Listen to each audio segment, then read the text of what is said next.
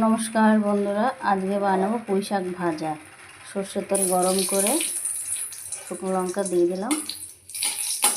শুকনো লঙ্কা ভেজে নিয়ে কুচনো পেঁয়াজগুলো দিয়ে দিলাম।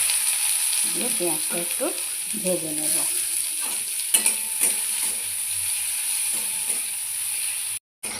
পেঁয়াজটা ভাজা হয়ে গেছে। এবার একদম কুচি কুচি করে কেটে রাখা কচি কচি পুঁই শাকের পাতা আর আগাটা দিয়েছি। দিয়ে এবার শাকটা একটু নেড়ে নেব।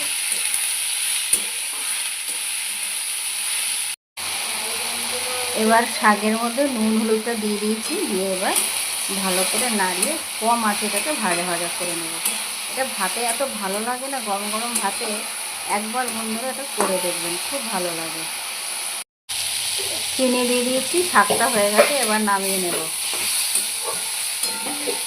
আমার শাকটা হয়ে গেছে। যদি আপনাদের আমার এই রান্নাটি ভালো লেগে থাকে তাহলে লাইক, কমেন্ট, শেয়ার ও সাবস্ক্রাইব করে পাশে থাকবেন। দেখা হচ্ছে পরের ভিডিওতে।